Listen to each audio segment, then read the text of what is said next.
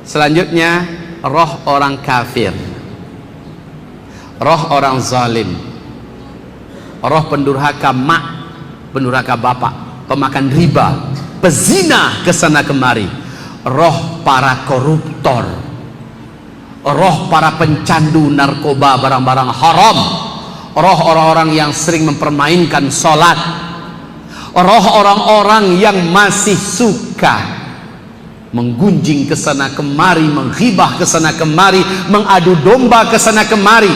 Roh orang-orang macam ini, Pak, lihat nanti di kitab, lihat nanti di kitab nasib para pengadu domba. Rohnya para pengadu domba, rohnya para penggunjing kesana kemari, rohnya para pemakan riba, rohnya para pezina. Lihat bagaimana Rasulullah menceritakan. Insya Allah nanti akan kita terangkan dalam episode tentang peristiwa-peristiwa alam kubur, ya. Sekarang kita fokus tentang perjalanan roh. Kita lihat kaum muslimin yang kami muliakan, saat orang kafir akan meninggal dunia, malaikat turun, jumlahnya sama, 70.000 malaikat. Tapi kata Rasulullah, malaikat yang datang ini tidak satu pun dari mereka yang berwajah bagus. Wajahnya rusak dan betul-betul sangat, dari matanya tegang, nampak betul kebuasan, nampak betul kebencian, ya, wajah benci kepada yang akan didatang itu nampak betul. 70.000 malaikat datang dalam bentuk sorotan mata yang sangat tajam penuh kebencian, bibir yang sedikit pun tidak ada kesenyum, ya senyum tidak ada, sementara mukanya rusak. Malaikat ini turun. Kaum muslimin yang kami muliakan, ketika itu si orang zalim, orang fasik, orang munafik ini mulai merasakan ketakutan. Siapa nih? Kenapa begini banyak? Mau ngapain mereka? Mau ngapain mereka? Kaum muslimin turun. Selesai turun, langsung satu orang yang paling garang wajahnya, yang paling kejam bentuknya, keluar dari tengah-tengah mereka dan langsung sampai di kepala orang yang zalim ini, memasukkan langsung jarinya ke dalam mulut. Coba Pak, dalam hadis Nabi mengatakan malaikat ini langsung masukkan jarinya ke dalam mulut, ya. Setelah itu mulai disentak. Keluar kamu, hai musuh Allah. Ukhruji ayyatuhan nafsul khabithah. Keluarlah kamu wahai jiwa yang kotor, jiwa yang menjijikkan. Wahai jiwa yang menjijikkan, keluar. Saat itulah dihantam dadanya, dihantam lambungnya, dihantam punggungnya, dan ditepuk kepalanya agar mengeluarkan roh ini.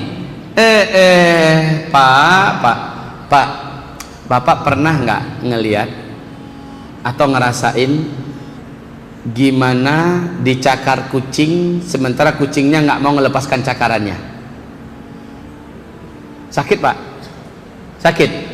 Sekarang coba bawa kucingnya ke lantai 5. Bapak dengan tangan yang tidak usah pakai sarung tangan, ya, bawa kucingnya ke lantai 5. Kemudian lepaskan tuh kucing, ya. Yang terjadi gimana kira-kira?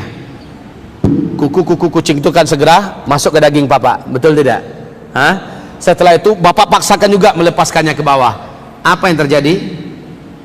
Di bawahnya nggak daging Bapak? Pasti, Pak, di bawahnya daging Bapak. Sakit lah, itu baru sekedar kuku kucing.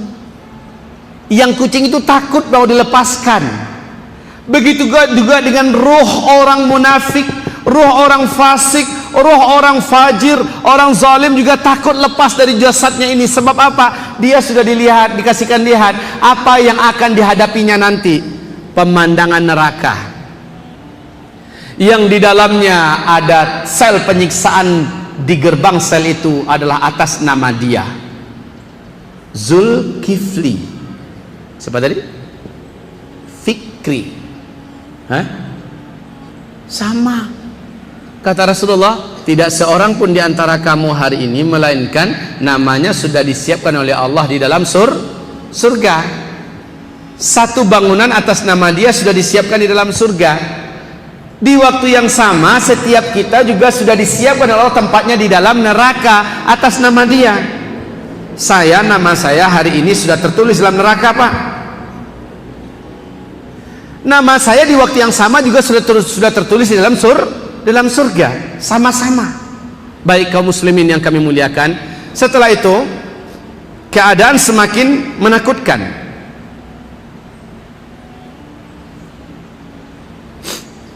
Baik, keadaan semakin menakutkan. Setelah dikasari satu persatu mau melepaskan cengkramannya, ditarik terus oleh malaikat dengan siksaan yang teramat sangat berat. Inilah dia kemuncak dari sakit. Bapak Ibu pernah melihat bagaimana orang yang sakarat? Siapa di antara Bapak Ibu yang pernah melihat orang zalim sakarat? Ada nggak yang pernah? Coba. Ada yang pernah dekat nggak orang zalim yang sakarat? Hah? Bapak Ibu, orang zalim yang sakarat itu menjijikkan. Saya baru satu kali dekat dengan orang zalim yang anti sholat, mempermainkan syariat, mati. Baru satu kali saya merasakan seumur hidup. Wih, menjijikkan.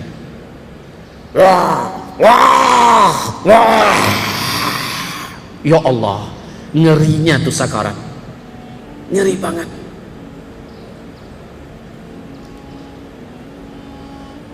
Badannya tegang-tegang, ya. Sementara dadanya melengkung seperti ini, kepalanya di bawah, kebayang Pak? Ya, ya, kemudian kakinya seperti betul-betul tersiksa, masya Allah. Nah kaum muslimin, akhirnya keluarlah roh ini. Setelah keluar roh tersebut langsung dibelasah oleh 70.000 malaikat, nggak pakai dimandiin, langsung dibungkus dengan kain kasar yang sangat busuk. Setelah itu diseret seperti nyeret bangkai yang nggak pantas menuju ke lapisan langit dunia yang pertama. Setelah itu di stop oleh malaikat. Alangkah busuknya yang kalian bawa ini, siapa? Maka dia jawab, fulan bin fulan, ahli zina. Fulan bin fulan, orang yang suka mempermainkan agama. Fulan bin fulan, orang yang suka mendurhakai kedua orang tuanya. Fulan bin fulan, pemakan riba. Oh fulan bin fulan, bla bla bla, dan seterusnya. Maka sorry, pintu gerbang tidak bisa kami buka untuk yang seperti ini. Ditahan dia, Pak. Jangankan untuk mendapatkan perlakuan sholat, disolatkan oleh malaikat, ya. Baik ketika dia baru saja meninggal, di lapisan langit dunia juga tidak, apalagi kedua dan ketiga seterusnya. Lapisan langit yang pertama saja dia sudah ditolak, lalu campakkan dia kembali ke bumi. Masya Allah. Sampai di bumi lah. Biasanya kalau keluarga orang kayak gini kan biasanya awam juga kan. Tunggu dulu anak dari Amerika pulang, dia lagi pesan tiket pesawat, nunggu sehari semalam, kadang-kadang nunggu 2 hari semalam, betul tidak? Ya Allah, makin tersiksa dia, kayak orang masuk ke laut terombang-ambing, padahal sudah membutuhkan orang yang segera menyelamatkannya. Kaum muslimin yang kami muliakan, akhirnya setelah dimasukkan jasad ke dalam liang lahat, ruhnya pun disatukan. Saat itu 2 malaikat datang bertanya, "Ma rabbuk wa ma dinuk wa madza taqulu an hadzal rajul?" Tidak satu pun dia mampu menjawab. Dia, kalau orang munafik hanya begini,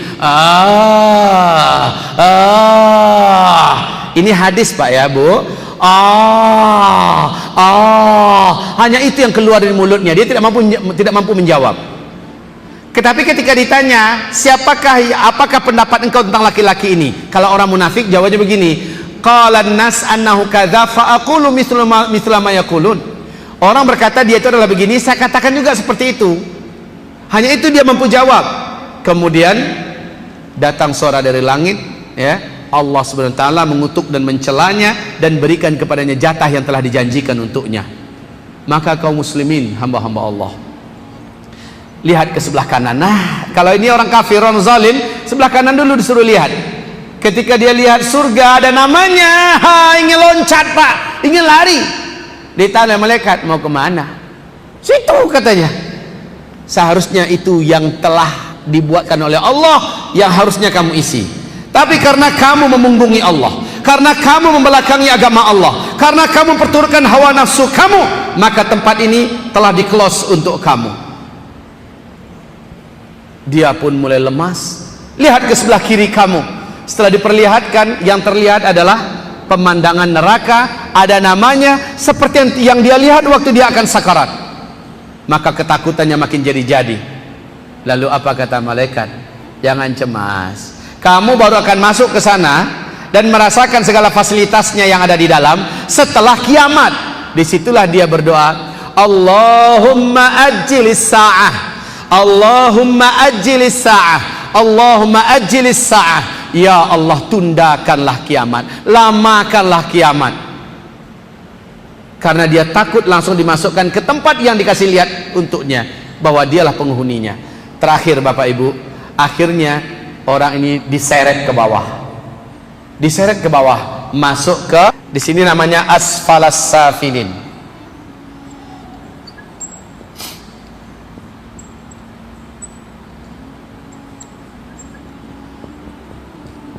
Asfalas safilin.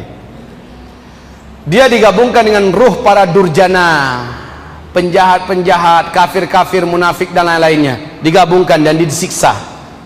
Berbagai macam jenis siksaan menjadi tanggungan sesuai dengan kadar dosa yang ia buat di dunia.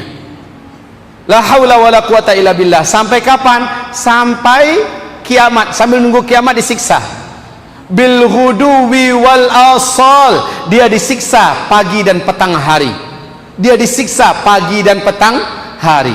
Kaum muslimin yang kami muliakan, saya pernah cerita kepada Bapak Ibu, kalau nggak salah masih di Masjid At-Taqwa ketika itu ya, saya pernah cerita, dan cerita ini bermula dari wafatnya tetangga saya. Saya yang selenggarakan, memandikan, mengapani, lalu ikut menyolatkan. Ketika dikuburkan, lihat, ini musola, ya, ini tempat pekuburan, ini jalan, ini juga jalan. Nah ini sawah, ya, ini sawah. Bapak Ibu, setelah dia disolatkan, dia pun dibawa kemari. Kuburannya tuh di sini, ya, kuburannya di sini. Kemudian waktu dimasukkan ke liang lahat, mau dimasukkan ke liang lahat, dari sela-sela kaki kami kan, saya posisi saya berdiri sini, ini banyak nih keluarganya mengelilingi sini kan. Nah dari sela-sela kaki kami menyelinap satu ekor ular yang berwarna hitam. Ularnya besar, kira-kira sepegelangan tangan saya, panjangnya mungkin ada 3 meteran. Ular itu datang di sela-sela kaki kami. Bapak Ibu tahu kalau ular ngelihat orang, satu orang saja dia lari, betul nggak? Kalau ini enggak, malah kaki kami dia berjalan tanpa rasa takut. Kemana dia mengarah? Ke arah kuburan ini. Lalu dia langsung masukkan tubuhnya, menjatuhkan tubuhnya ke dalam lubang. Orang waktu dia lewat, ular langsung menjerit-jerit, ya. Gimana nggak menjerit? Ularnya hitam gede lagi. Apalagi ular hitam itu ular tanah umpamanya, kan sangat berbisa Pak, ya kan? Ini enggak, dia tanpa takut tuh ular menuju ke arah kuburan, langsung menjatuhkan dirinya ke dalam. Jenazah yang sudah hampir diletakkan, ular begitu besar masuk, otomatis 3 orang yang di dalam itu yang memasukkan ini main lempar aja langsung ke dalam, ya, nggak sempat lagi diatur segala macamnya, lempar. Aneh Pak Ibu, nggak siapa yang diganggu oleh ular itu, tapi ular itu langsung masuk ke liang lahat tadi, ya, langsung masuk ke liang lahat tadi. Masya Allah, standby di situ, kayak mau ngapain, kayak kami juga nggak tahu, langsung masuk itu standby, dikasih papan langsung naik, orang ini naik ke atas, langsung dikubur. Anaknya pada nangis, istrinya nangis melihat kejadian itu. Kaum muslimin yang kami muliakan, sorenya datang adiknya mengantarkan amplop ke saya. Untuk apa? Saya bilang, karena Ustadz telah mampu membantu menyelenggarakan jenazah abang saya, berikan pada anaknya, anaknya lebih berhak. Ini adalah kewajiban saya sebagai tetangga kepada tetangga, muslim kepada muslim. Lalu apa kata adiknya ini? Abang saya meninggal dalam keadaan mencandu minum-minuman keras. Jadi udah lama meninggalkan sholat dan mencandu miras. Oh, gitu. Ya, pantesan waktu saya mandiin, nggak usah saya cerita deh. Waktu saya mandiin, pokoknya enak saya ngeliatnya, Pak. Baik. Waktu di kapanin juga, baik. Esoknya lah, ini dia puncak cerita kita. Esoknya datang tetangga saya. Jadi rumah saya itu di sini. Ini kira-kira 300 meter lagi ke sana. Nah, ini rumahnya dia. Ini ada gang lagi. Ini rumah saya. Nah, ini rumah tetangga saya yang satu lagi. Nah, tetangga saya ini dia membuat tempe dan tahu toge, ya, dijual ke pasar sini. Pulangnya dengan bendi. Tahu bendi, Pak? Bendi tahu? Delman yang pakai kuda, ya. Biasanya dia berangkat tuh 3:30 subuh, udah berangkat ke pasar. Pulangnya jam 9, jam 10. Ingat ya, bil ghuduwi wal asal, di waktu pagi dan petang disiksa. Pas lewat sini, kudanya langsung ngamuk. Kuda delman itu langsung mengamuk. Saking kuatnya amukan kuda itu hampir meloncat ke sawah, ya. Untung sopir delman ini segera loncat dan dilarikannya kuda itu menjauh. Apa kata si sopir delman ini? Kuda melihat antu. Ini mencari antu mah. Masa antu di waktu duha? Baik kaum muslimin, selanjutnya sampai di rumah, dia langsung gedor pintu rumah saya. Dia langsung gedor. Jam 10-an saya ingat dia ngedor pintu rumah saya. Pak Ustadz, Assalamualaikum Pak Ustadz. Kenapa? Pucat sekali wajahnya. Beliau mengatakan, di muka kuburan itu kuda yang saya tunggangi ngamuk, ya. Delman saya tunggangi ngamuk. Kata si sopir delman, dia ngelihat hantu. Saya katakan, pertama, nggak ada hantu. Yang kedua, kejadian seperti ini terjadi di zaman Nabi. Nabi sedang menunggangi unta bersama para sahabat. Nabi lihat kuburan. Ternyata unta Nabi langsung mengamuk, ya. Bukan mengamuk sebenarnya, tapi ketakutan. Nabi segera turun, lalu untanya ditambat agak jauh. Lalu Nabi berkata, kalian tahu ini kuburan siapa? Maka kata sahabat, saya tahu ya Rasulullah, ini kuburan fulan bin fulan dari kabilah anu. Kalau yang ini kuburan fulan bin fulan dari kabilah anu. Kata Nabi, ketahuilah oleh kalian, mereka berdua sekarang ini sedang diazab. Ingat ya, di hadis yang lain Nabi mengatakan, orang yang diazab di alam kubur selain jin dan manusia dapat mendengarkan jeritan siksaan mereka. Demi Allah, kata Nabi, kalau aku doakan kepada Allah agar kamu mampu mendengarnya, pasti kamu akan pingsan kalau nggak mati. Saking mengerikan jeritan orang-orang yang disiksa, bagaikan pakai mic, Pak, ya. Wah, macam-macam jenis siksaannya. Kaum muslimin yang kami muliakan, seandainya diizinkan oleh Allah, Nabi mendoakan, kita nggak akan tenang hidup nih. Sebentar kaget, ya. Kalau nggak mati pingsan paling tidak, kata Nabi, saking hebatnya. Lah, onta, kuda, ini termasuk binatang yang juga mendengar.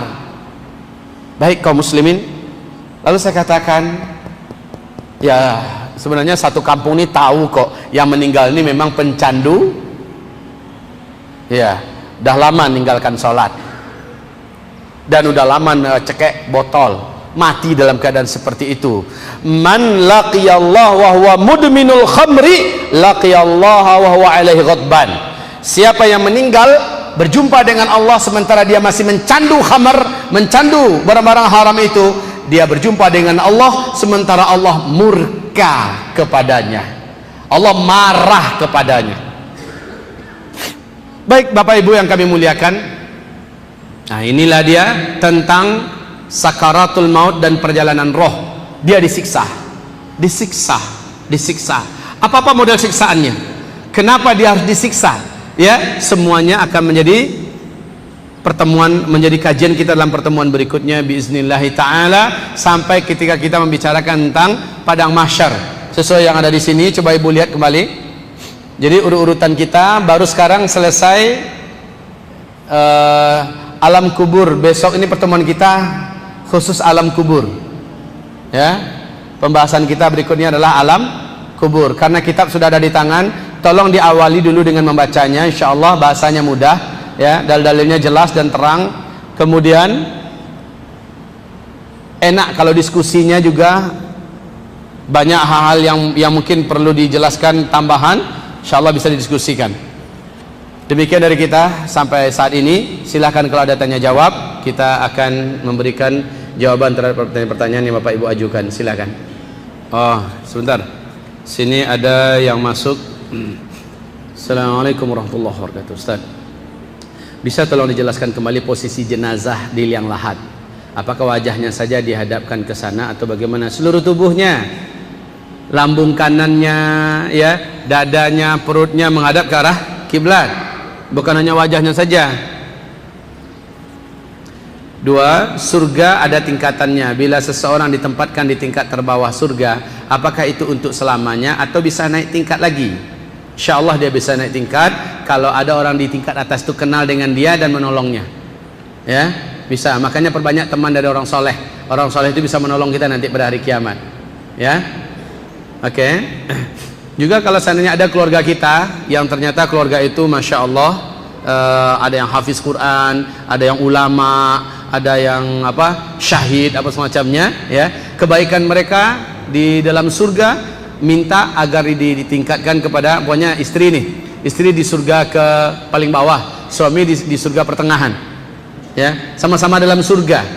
Maka Allah Subhanahu wa taala memberikan kepada sang suami ini kesempatan untuk membawa istrinya ke dalam tingkatan yang dia punya. Wallahu alam. Makanya carilah suami yang soleh, istri yang solehah.